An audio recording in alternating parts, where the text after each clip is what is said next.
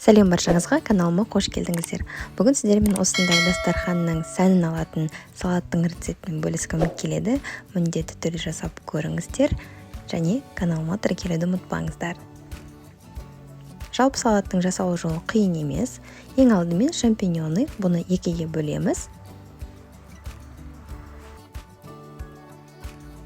Барлығын кесіп болғаннан кейін оған 1 қасық тұз, жарты қасық паприка және қара бұрыш және де сұйық май қосамыз да жақсылап араластырамыз. Барлығына жақсылап араласу керек. Қолмен араластырған әрине ыңғайлы. Одан кейін противенге пергамент қағазды төсейміз де 180 градуста 5-10 минут пісіріп аламыз. Бізге 2 баклажан және 1 кабачок керек болады. Барлығын үлкен қылып турау керек. Осылай 4 пұштап тураймыз. Баклажанды міндетті түрде алдын ала 2-3 сағат тұзды суда салып алған дұрыс.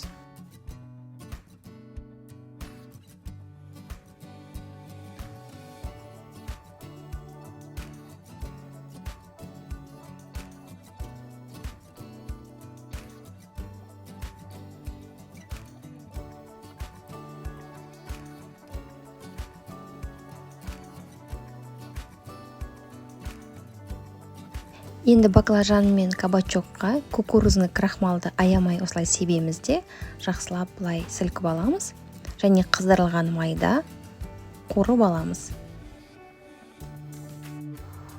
Қуырып алған баклажанды осындай қағазға түсіріп алды, майын сіңіріп алу үшін. Енді бізге помидор черри қажет болады.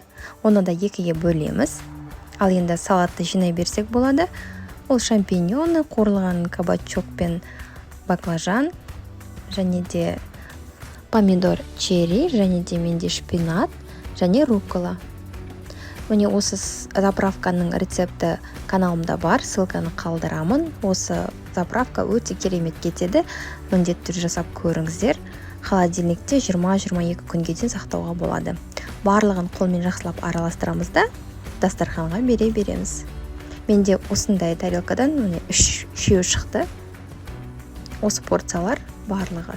Міндетті түрде жасап көріңіздер. Сіздерде қалай шықты, комментария қалдыруды ұмытпаңыздар. Астарыңыз дәмді болсын. Келесі кездескенше сау болыңыздар.